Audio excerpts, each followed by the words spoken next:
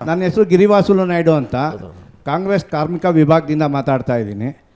ನೀವು ಕರ್ನಾಟಕದ 75-25 ಅಂದರೆ ಕರ್ನಾಟಕ ಜನತೆಗೆ 75%, ಬೇರೆ ಸ್ಟೇಟ್ ಅವ್ರಿಗೆ 25%ನ ಅನುಷ್ಠಾನಕ್ಕೆ ತರ್ತೀರಾ? 75% ಉದ್ಯೋಗಗಳನ್ನು ಕನ್ನಡಿಗರಿಗೆ ಕೊಡಬೇಕು, ಉಳಿದಿದ್ದು 25 ನೀವು ಹೊರಗಿನವ್ರು ಕೊಡಿ. ಮಾಡೋಕ್ಕಾಗತ್ತಾ? ಈಗ ಒಂದು ಅಷ್ಟೇ ಅಲ್ಲ, ಈಗ ನಮ್ಮ ಇಂಡಸ್ಟ್ರಿಯಲ್ ಪಾಲಿಸಿ ಏನಿದೆಲ್ಲ, ಇಂಡಸ್ಟ್ರಿಯಲ್ ಪಾಲಿಸಿಯಲ್ಲಿ ನಮ್ಮಲ್ಲಿ ಇನ್ಸೆಂಟಿವ್ಸ್ ರಿಯಾಯಿತಿ ಯಾರು ತಗೋತಾರೆ ಅವ್ರಿಗೆ ಸಿ ಮತ್ತು D, A B C D 4 category ಇದೆ. ಸಿ ಮತ್ತು ಡಿ ಕ್ಯಾಟಗರಿಯಲ್ಲಿ ಅವ್ರಿಗೆ 100% ಇದೆ.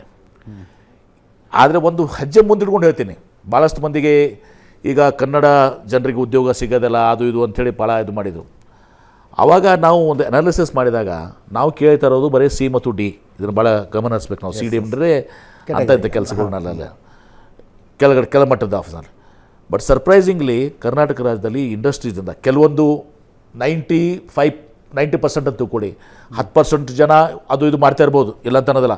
90% ಇಂಡಸ್ಟ್ರೀಸಲ್ಲಿ ಸಿ ಮತ್ತು ಡಿದಲ್ಲಿ ನಾವು ಏನು ಕೇಳ್ತೀವಲ್ಲ ಅವ್ರು ಕೊಡ್ತಾನೆ ಇದ್ದಾರೆ. ಅದಲ್ಲದೆ ಕೇಳಿಪ್ಪ ಪ್ಲೀಸ್ ಕಂಪ್ಲೀಟ್ಲಿ ಕೇಳಿ, ಕರ್ನಾಟಕ ಒಂದು ಆರ್ಟಿಕಲ್ ಬಂದಿತ್ತು, ಎ ಮತ್ತು ಬಿ ದಲ್ಲೂ ಕೂಡ ನನ್ನ ಉತ್ತರ ಮೇಲೆ ಬಂದಿತ್ತದು, ನಾನು ಅಸೆಂಬ್ಲಿಗೆ ಎ ಮತ್ತು ಬಿ ಅಂದರೆ ಹೈಯರ್ ಅಪ್ ಇದು ಬರ್ತಲ್ಲ, ಅಲ್ಲಿನೂ ಕೂಡ 65-67% ಇದೆ ನಮಗೆ.